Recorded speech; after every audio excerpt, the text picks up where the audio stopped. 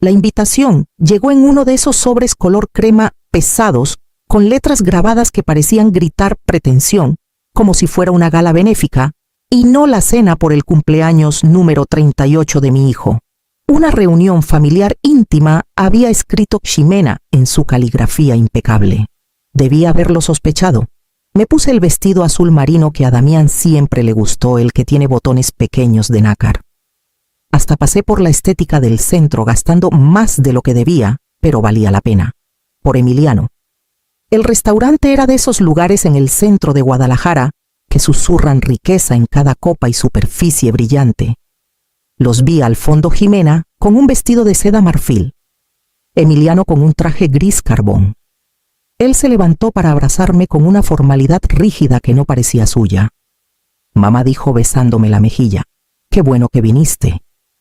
Ximena sonrió de oreja a oreja. «Socorro, qué gusto. Te ves presentable». La palabra cayó como un dardo. No hermosa, ni siquiera elegante. Justo lo suficiente para no ser grosera, pero con un filo que dolía. La cena transcurrió con las actualizaciones de siempre, el nuevo ascenso de Emiliano, la instructora de yoga de Ximena, su próximo viaje a Barcelona. Asentí cuando debía, reí con cortesía, crucé las manos en mi regazo cuando no sabía qué decir. Luego llegó la carta de vinos. Ximena llamó al mesero con su encanto ensayado. «Queremos el Pinot Noir Reserva. Oh, a menos que prefieras algo más accesible». No se volvió hacia mí parpadeando con inocencia. Imagino que la renta está apretada. Sentí que me ardían las mejillas. Aferré mi vaso de agua y forcé una sonrisa. «La reserva suena perfecta». Ella rió. «Ay, Socorro, siempre tan amable. Eso me encanta de ti. Sobre todo cuando pasas tus días ayudando a señoras solas en el voluntariado. Eso haces ahora, ¿verdad?» No respondí. Ella no paró. «La verdad es tierno. Te da un lugar donde estar. Mejor que quedarte en ese departamentito rentado. Pero cuidado, no vayas a terminar pobre y olvidada en ese lugar si no te pones lista». Su voz era ligera como si bromeara. Sus palabras todo lo contrario. Emiliano se movió en su asiento pero no dijo nada. Me excusé, poco después pasé junto a candelabros y desconocidos que no me conocían ni les importaba. Afuera, el aire nocturno me mordió la piel. Caminé hacia mi coche sin mirar atrás. Al llegar a casa, me senté en el viejo sillón de Damián. Dejé que las lágrimas vinieran silenciosas, llenas, imparables. Cuando el dolor se calmó lo suficiente, me levanté. Fui al closet del pasillo. Bajé la caja fuerte, la que solo yo abría. Adentro había expedientes, libros de contabilidad, estados de cuenta. Respiré hondo. Encendí la lámpara y comencé a leer. Damián siempre decía que las mejores inversiones eran las que nadie notaba. Le gustaban las cosas que maduraban despacio, bonos, madera vieja, el matrimonio. La carpeta en mi regazo estaba gastada por los años, pero los números impresos dentro eran todo menos frágiles. 3 cuentas de inversión, 2 propiedades en renta manejadas discretamente por una firma en Zapopan, una caja de seguridad con títulos bonos y un testamento que no había abierto desde el funeral. Recordé cómo Damián organizaba todo con tanto cuidado, hasta una última carta que me dejó escrita a mano con tinta azul. Tú fuiste quien hizo de la casa un hogar. No dejes que te hagan sentir pequeña en él. No había tocado gran parte del dinero. Vivía con mi pensión de maestra y guardaba el resto como un seguro para que no lo sabía entonces.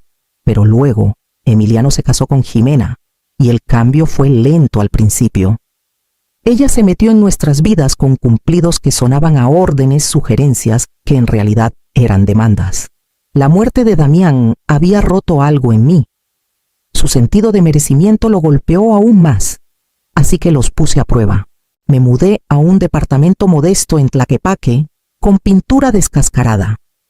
Conducía un Tsuru de 10 años. Dejé de organizar las comidas de los domingos, esperé, y obtuve mi respuesta. El restaurante no fue la primera vez que Ximena me menospreció, pero sería la última. Respiré hondo y tomé el teléfono. Marqué el número que no usaba desde que cerramos el testamento. Oficina de Leticia Vargas, respondió la recepcionista. Soy Socorro Mendoza. dije firme. Por favor, dile que es hora. Hubo una pausa. Por supuesto, señora Mendoza. La llamará en breve. Colgué y puse la carta de Damián encima de la carpeta. Luego encendí la chimenea y me senté junto a ella no por nostalgia sino por estrategia. Si creían que era pobre, ya habían mostrado cuánto me valoraban. Mañana dejaría de fingir. Y para el fin de semana tendría una casa de nuevo, una que ellos nunca tocarían. Leticia Vargas no había cambiado mucho. Seguía siendo aguda, serena, doblando sus lentes de lectura lentamente cuando iba a decir algo importante. ¿Estás completamente segura?, preguntó, golpeando su pluma contra el borde del escritorio. Asentí. He esperado lo suficiente. Abrió el testamento anterior, el que Damián y yo firmamos tras su diagnóstico. En ese entonces todo iba para Emiliano. Tenía sentido. Era nuestro único hijo, nuestra familia. Pero la familia ahora tenía otra forma. Quiero dejar todo a la Fundación Refugio de Esperanza, dije. Todo. Las cuentas, las propiedades y cualquier bien raíz que adquiera en el futuro. Leticia alzó las cejas, pero no me interrumpió. Había visto este cambio antes, mujeres que al llegar a cierta edad dejan de pedir permiso para protegerse. Y quiero una cláusula de no impugnación. Añadí, si él o su esposa lo cuestionan, lo pierden todo. Sin derechos de visita, sin acceso legal, nada. Leticia tomó algunas notas y luego levantó la vista. ¿Quieres incluir una carta para explicar por qué sí? No ahora, pero pronto. Deslizó un borrador del Nuevo Testamento sobre el escritorio.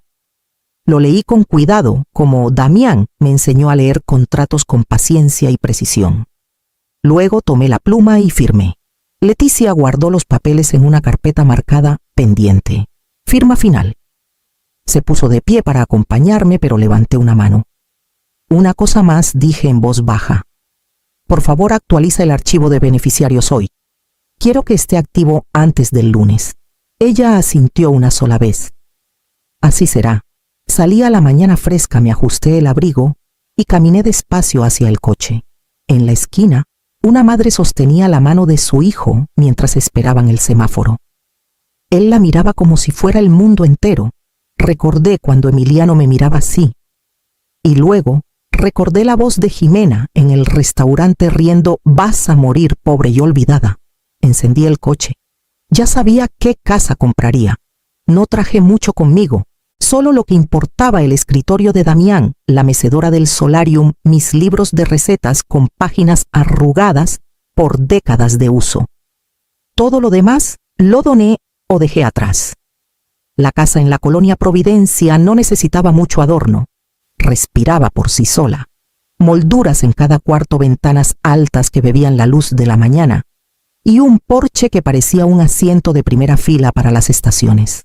El día que cerré la compra, caminé descalza por cada habitación, dejando que los pisos de madera me hablaran. Sin cámaras, sin fotos enviadas a Emiliano. Solo silencio. Solo mía. Planté rosas al frente, rojas intensas como las que Damián cortaba para nuestra mesa. Dormí en el centro de la cama. Dejé que el gato del vecino se colara en los escalones del porche. Por primera vez no vivía para los horarios, gustos o expectativas de nadie más. Pasaron 3 semanas sin una llamada. Horneé para la recaudación de fondos de la biblioteca local. Volví a leer. Hice una lista de nombres para la junta de la fundación, para honrarlos una vez que el patrimonio se transfiriera por completo. Entonces un jueves por la mañana sonó mi teléfono. Emiliano. Lo dejé sonar una vez más antes de contestar. «Hola, mamá», dijo. Su voz era casual pero demasiado cuidadosa. «Escuchamos que compraste una casa». No respondí de inmediato. Jimena vio algo en línea. Una actualización del listado o un registro fiscal, no sé. Ella, le encantaría venir a verla. Miré al jardín. Las rosas ya estaban floreciendo. «Está bien», dije. «¿El sábado por la tarde?» Hizo una pausa. «Sí, está bien». Colgué y puse el teléfono boca abajo en la mesa. No había tardado mucho. Nada en realidad. Jimena llegó con tacones demasiado altos para un recorrido por la casa y un perfume que se quedaba en el aire mucho después de que pasara. Emiliano traía una caja de panadería conchas como las que yo hacía cuando era niño. Ninguno preguntó cómo estaba. Caminaron lentamente por la sala admirando las lámparas y las vigas expuestas con ojos de quien hace cálculos mentales. «Es tan amplia», dijo Ximena, rozando con un dedo las molduras de la entrada. «De verdad. Socorro, esto es impresionante». Emiliano asintió a su lado. «Te has superado, mamá». Ofrecí café. Ximena lo rechazó. Dijo que las conchas ya tenían demasiado azúcar con una risa. Emiliano aceptó, pero solo dio un sorbo. Les mostré el primer piso, la biblioteca, la cocina con los azulejos originales intactos. Cuando llegamos al descansillo de arriba, Ximena se detuvo frente a la habitación de huéspedes que da al sur y puso la palma en el vidrio. «Esta tiene una luz preciosa», murmuró. «¿No sería perfecta para un cuarto de bebé?». Se volvió hacia mí con esa sonrisa ensayada, suave y dulce. «Ya no estarías sola. Estaríamos aquí mismo. Podríamos ayudar con el mantenimiento, compañía, mandados. Lo que necesites». Emiliano se puso a su lado poniendo una mano en su espalda. «Podría funcionar, mamá. Sobre todo ahora que viene el bebé». Miré la habitación. Luego a ellos. «Son muy considerados», dije. «De verdad. Déjenme hacer una llamada rápida». Me excusé y bajé con calma las escaleras hacia el estudio. Una vez dentro cerré la puerta con llave. Me senté en el escritorio. Tomé el teléfono. Marqué la línea directa de la oficina de Leticia. Su asistente respondió alegre. «Línea de Leticia Vargas, habla Teresa. Soy Socorro Mendoza», dije, mi voz firme. «¿Puedes decirle que necesitaré ese anexo finalizado antes de lo planeado?» Teresa hizo una pausa. «Por supuesto, se lo diré ahora». Le agradecí, luego me quedé ahí un largo momento con el zumbido del aire acondicionado como único sonido en la habitación. Arriba podía escuchar los tacones de Ximena cruzando de una habitación a otra. Ya no eran invitados. Ya habían decidido que les pertenecía. Leticia no se inmutó cuando le dije lo que quería. Solo sacó una carpeta nueva, chasqueó su pluma y preguntó: «¿Qué tan claro quieres que sea como el agua?», dije. Redactó el anexo en menos de una hora. Si Emiliano o Ximena impugnaban el testamento, si siquiera intentaban asumir la residencia o usar la casa para obtener ganancias, perderían cualquier derecho al patrimonio presente o futuro. ¿Y la carta?, preguntó. Asentí. «Quiero que se entregue solo después de que me vaya. No una súplica, solo la verdad. Sin revisiones, sin espacio para interpretaciones». Empujó un bloc de notas hacia mí. «Empieza como quieras. Yo lo formato después». Tomé 3 páginas. No paré a editar. Solo escribí. Escribí sobre el niño que Emiliano solía ser, el que defendía al pequeño que nadie quería en el recreo, el que me traía flores silvestres del terreno baldío de la calle. Escribí sobre el hombre en que se convirtió, el silencio, la duda, la facilidad con que dejó que Ximena lo alejara de quien era. Lo terminé de manera simple. Una vez construí un hogar para darte todo. Ahora he construido uno para recuperarme a mí misma. Cuando terminé, le di las páginas a Leticia. Las leyó despacio. Luego las metió en un sobre sellado. Quedará archivado con el resto.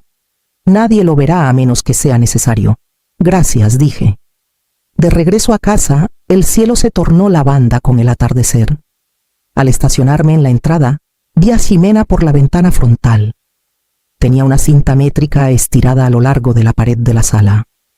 Estacioné en silencio. Me quedé con el motor apagado. Ya estaban planeando dónde pondrían sus muebles. Sonreí apenas. Yo también. No se molestaron en llamar primero. El golpe fue fuerte, urgente, 3 toques rápidos seguidos del timbre. Abrí la puerta y vi en sus rostros lo que venía antes de que hablaran. Emiliano estaba pálido, casi enfermo. La mandíbula de Ximena estaba tensa, sus manos apretando una carpeta de cuero. «Nos mentiste», siseó antes de entrar sin esperar. «Se suponía que todo sería para tu único hijo». Emiliano la siguió más despacio, sus ojos saltando como si no supiera dónde pararse. «Nunca les prometí nada», dije en voz baja. Ximena giró hacia mí. Nos dejaste creer que esta casa, todo este patrimonio sería nuestro. Jugaste con nosotros, nos dejaste planear. Escuché, dije. Hay una diferencia. Me dejaste soñar con criar a mi bebé aquí, espetó. Nos dejaste imaginar un futuro que nunca planeaste darnos. Caminé al escritorio y saqué el sobre manila que había preparado. Se lo di a Emiliano. Esa es una copia certificada del testamento actualizado, dije, con el anexo incluido. Jimena no lo tomó. Emiliano lo abrió con manos temblorosas. Sus ojos se movieron rápido, sus labios apretándose en una línea fina. ¿Lo estás dando todo a una organización sin fines de lucro?, dijo finalmente con voz baja. Se lo estoy dando a mujeres que necesitan lo que yo necesité por años. Un lugar donde nadie decida tu valor por lo que puedan quitarte. ¿Crees que solo queremos aprovecharte?, espetó Jimena. Somos tu familia. La miré de frente. Ser familia no significa que les deba algo. No significa que ofrezca mi vida, mi casa, mi futuro en bandeja, solo porque asumen que les pertenece. Estás cometiendo un error, dijo respirando rápido. Te vas a arrepentir. La observé. Observé a Emiliano. Ninguno me miró, ya solo miraban lo que creían haber perdido. No dije. El error fue mío. Esperé demasiado para poner un límite. Se fueron poco después. Emiliano no se despidió. Jimena cerró la puerta de un golpe. Me quedé en el vestíbulo y dejé que el silencio regresara. Luego tomé mi abrigo. Tenía un lugar donde estar. Estaba podando los rosales cuando regresaron, sin llamada, sin aviso. Solo el crujido de las llantas en la grava y el portazo rápido de las puertas del coche. Jimena marchó hacia mí, Emiliano unos pasos atrás. Su rostro era duro y legible. No dije algo el otro día, dijo, sin esperar siquiera a que me enderezara. Porque pensé que importaría más si lo escuchabas en persona. Me puse de pie y la miré a los ojos. Estoy embarazada. Las palabras cayeron como una piedra en agua quieta. Emiliano me miró no con alegría ni orgullo, sino con algo más cercano a la expectativa, como si esto cambiara las cuentas. Por el bebé, dijo Jimena más suave, ahora casi suplicando. Te pedimos que lo reconsideres. Piensa en qué tipo de legado quieres dejar. Legado. La palabra de repente sonaba vacía. No hago esto para lastimar a nadie, dije. Menos a un niño. Entonces, ¿por qué?, preguntó Emiliano. Porque di todo una vez. Todo. Y vi lo fácil que fue borrarlo en el momento en que dejé de ser útil. Jimena tocó su vientre. Este bebé podría crecer aquí, con familia, contigo. Miré su mano descansando sobre algo aún no visible. Intenté imaginar a un niño en esta casa. Risas en el pasillo, piecitos en las escaleras, una silla alta en la cocina. Pero cada imagen venía con la sombra de la voz de Jimena y el silencio de Emiliano. Tal vez nunca conozca a este niño, dije en voz baja. Y eso es una pérdida que cargaré, pero no cambiaré quién soy para comprar su cariño. La boca de Jimena se torció. ¿Entonces eso es todo? Eso es todo, dije. Emiliano abrió la puerta del coche, pero se detuvo antes de subir. Miró hacia atrás con los ojos suaves por primera vez en años. Asentí una vez. Se fueron. Entré y puse las tijeras de podar en el fregadero. Los rosales florecerían de nuevo con o sin visitantes, y por primera vez en mucho tiempo no estaba esperando a nadie. Era media tarde cuando Emiliano regresó solo, sin silla de auto en la parte trasera, sin Jimena en el asiento del copiloto. Solo él con los hombros tensos sosteniendo una bolsa de supermercado como una ofrenda de paz. Lo dejé entrar sin decir palabra. Me siguió a la cocina y puso la bolsa en la encimera, té, galletas de mantequilla, un frasco de miel local. Cosas que me gustaban alguna vez. Nos sentamos frente a frente en la mesa. ¿Por qué nunca dijiste nada?, pregunté. Mi voz no estaba enojada, solo cansada. Bajó la mirada a sus manos, los dedos entrelazados con fuerza. No quería empeorar las cosas, dijo finalmente. Jimena. Ella tiene opiniones fuertes. Pensé que era más fácil dejarlo pasar. Más fácil para quien, pregunté. No respondió. Te vi dejar que me insultara. Una y otra vez. Escuchaste cómo hablaba de mi casa, mi vida, incluso mi valor. Y nunca dijiste una palabra. Exhaló con fuerza sin mirarme. Estaba tratando de mantener la paz.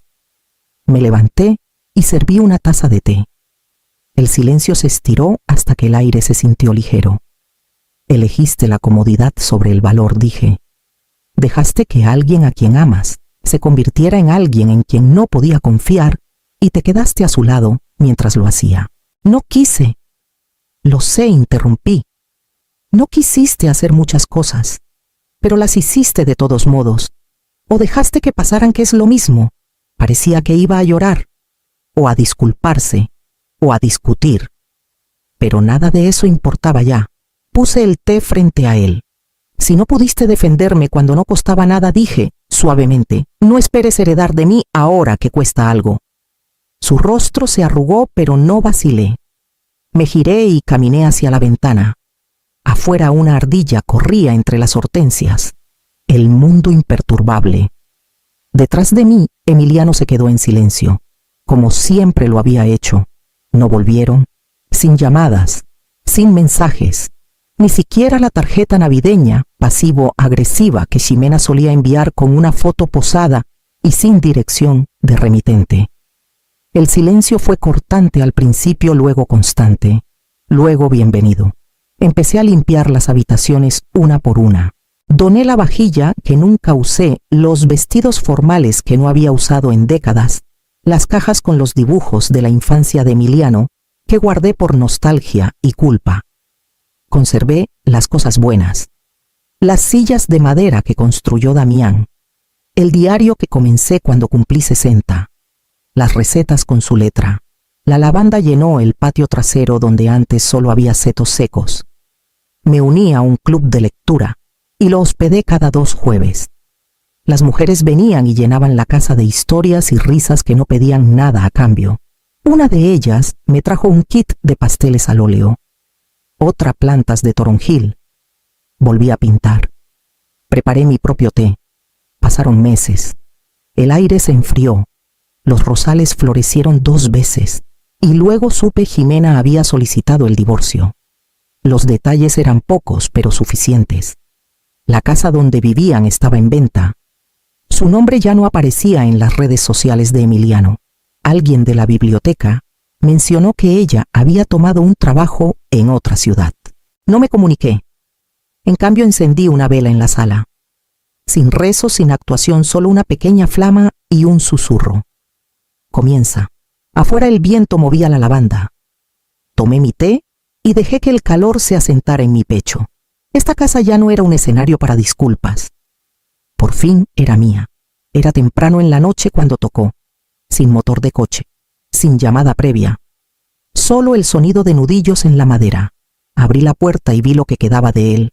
Perdí todo, dijo, sin saludos, sin excusas. Me hice a un lado y lo dejé entrar.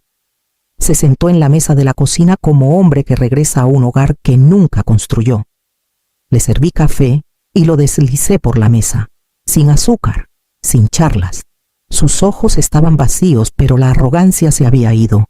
Se fue, dijo. Dijo que le fallé, que no pude darle la vida que merecía. Tomé un sorbo de mi té. No vine por dinero, añadió rápido, lo juro. Solo no sabía a dónde más ir. Asentí una vez. Nos quedamos así en el suave zumbido de la luz de la tarde, el espacio entre nosotros sosteniendo más de lo que las palabras podían. Esperó algo. Tal vez perdón, tal vez un puente. Le di la silla. Nada más. Por ahora. No entramos. Lo llevé al jardín en cambio. La lavanda había echado raíces densa, firme, zumbando con abejas. Me detuve cerca del banco bajo el árbol de cornejo. Él se paró a mi lado con las manos en los bolsillos, sin saber dónde mirar. ¿Hay alguna forma de volver?, preguntó en voz baja. No respondí de inmediato. Dejé que el silencio se extendiera entre nosotros como una cuerda que ninguno estaba listo para jalar. Esta casa no es tuya, dije. Nunca lo fue, asintió como si lo esperara. Pero tal vez, añadí, solo tal vez, puedas aprender a ser mi hijo otra vez. Sus hombros cayeron y por un momento no habló. Luego se agachó y arrancó unas hierbas del camino. Caminamos el resto del trayecto en silencio, no en paz, pero algo cercano.